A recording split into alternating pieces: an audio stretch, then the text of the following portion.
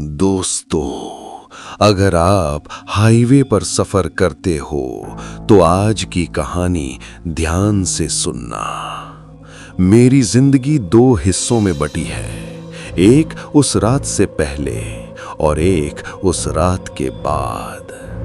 जो मैं आज बताने वाला हूं, शायद वो आपको भी अपने अगले सफर से पहले 100 बार सोचने पर मजबूर कर दे। आज रात हम NH-47 पर वापस जा रहे हैं। हेलो दोस्तों, आप सुन रहे हैं खूनी डायरी। कहानी आगे बढ़ने से पहले मैं आपसे एक बात कहना चाहता हूं। हॉरर कहानियां आपने बहुत सुनी होंगी, लेकिन इस कहानी में कुछ अलग है। यहां सिर्फ डर नहीं मिलेगा, बल्कि वो एहसास भी जो अंधेरे में साथ साथ सांस लेता है। वो खामोशी जिसमें आवाज छुपी होती है, और वो परछाइयां जो दीवार से चिपक कर आपको तकती रहती हैं। तैयार हो जाइए, क्योंकि खूनी डायरी का हर पन्ना किसी न किसी राज और किसी न किसी लाश से जुड़ा हुआ है। अगर हिम्मत है तो चलिए बिना देरी किए बढ़ते हैं कहानी की तरफ। मेरा नाम रघुवीर सिंह है। 20 साल से ट्रक चला रहा हूं। जिंदगी ने मुझे धूप, हवा, बर्फ, खून सब दिखाया है, लेकिन जो रात NH-47 पर गुजरी वो आज तक दिल से नहीं जाती। उस रात मुझे एक लाश लेकर शहर तक पहुंचाना था। पुलिस केस था, कोई और ड्राइवर तैयार नहीं था। रात के 1:10 बज रहे थे। सड़क खाली, खामोशी बहरी। एक माइलस्टोन दिखा, NH-47, 67 किलोमीटर्स। तभी मैंने पीछे कार्गो सेक्शन से 3 बार थप थप थप की आवाज सुनी, जैसे कोई लाश वाली पेटी के अंदर से खात मार रहा हो।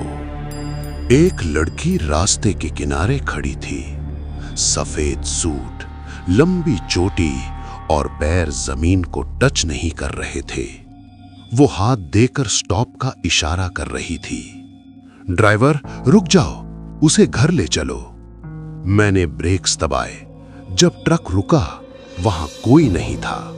मैंने रियर मिरर में देखा, वो पीछे से कैबिन के अंदर घुस चुकी थी। वो मुझे सीधे घूर रही थी, आंखें सफेद, बिना प्यूपिल। वो बोली, जिसे लेकर जा रहे हो वो मेरा है। मेरी हाथ स्टीयरिंग से छूट गया। मैंने हालात संभाली और जोर से एक्सीलरेटर दबा दिया, पर वो गायब हो गई और कैबिन की शीशे पर हवा से लिखा हुआ था 2:17। याद रखना। आगे एक पुराना ढाबा मिला। मैंने रुककर चाय मंगाई। ढाबा वाला मुझे अजीब नजरों से देखने लगा। तू उस रास्ते पे अकेला मत जा, 2:17 पर सब रुकता है।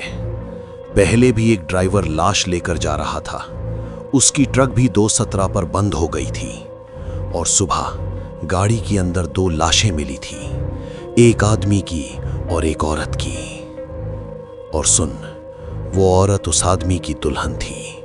मौत के दिन भी दुल्हन का सूट सफेद था। ट्रक खुद ब खुद रुक गया। Engine freeze. सामने वही लड़की, आंखों के बीच से खून टपक रहा था। वो कैबिन पर चढ़ गई, हाथ शीशे में घुसा दिया। हाथ शीशे के पार, जैसे जिंदा और मरे हुए की सीमा टूट गई हो। लाश वापस करो, वो मेरा है। मैं डर के मारे कार्गो पेटी खोली, पर लाश वहां नहीं थी। सिर्फ एक सफेद सूट और एक खून से लिखा नाम, रघु। तब समझ आया, जो लाश थी वो मेरी ही थी।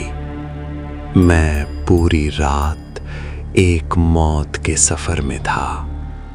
मैं जिंदा ही नहीं था। उस वक्त मुझे समझ नहीं आ रहा था मैं जिंदा हूं या सिर्फ चल रहा हूं। पुलिस वाले एक दूसरे को देखकर बोले, इसे मत छूना, इसका डेथ रिपोर्ट तो कल ही फाइल हो चुका है। मेरे कदम धीरे धीरे पीछे हटने लगे, पर तब एक आवाज आई। वही लड़की, सफेद कपड़े वाली, वो मेरे ट्रक के पास खड़ी थी, जैसे कब से मेरा इंतजार कर रही हो। उस वक्त मुझे समझ नहीं आ रहा था मैं जिंदा हूं या सिर्फ चल रहा हूं। पुलिस वाले एक दूसरे को देखकर बोले, इसे मत छूना, इसका डेथ रिपोर्ट तो कल ही फाइल हो चुका है। मेरे कदम धीरे धीरे पीछे हटने लगे, पर तब एक आवाज आई।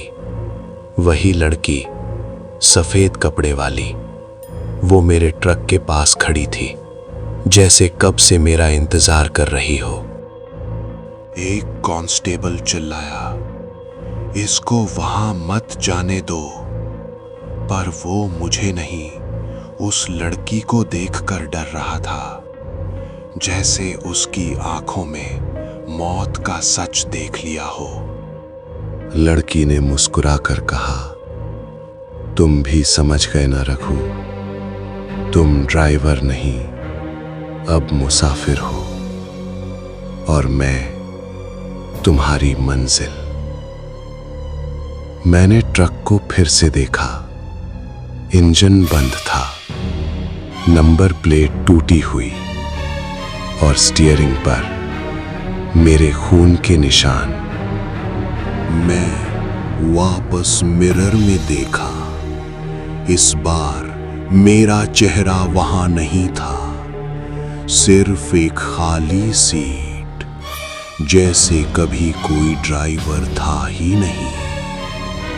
पीछे से लड़की फुसाहत से बोली, चलो रघु, NH-47 अब भी तुम्हारा इंतजार कर रहा है। अगर कभी रात को आप इस हाईवे से गुजरो और कोई ट्रक बिना ड्राइवर के आपको क्रॉस करे, तो पीछे मत देखना, वरना हो सकता है मैं आपको देख रहा हूं। दोस्तों, अगर ये कहानी आपको पसंद आई हो तो कमेंट में जरूर बताइएगा कि आपको कैसा लगा।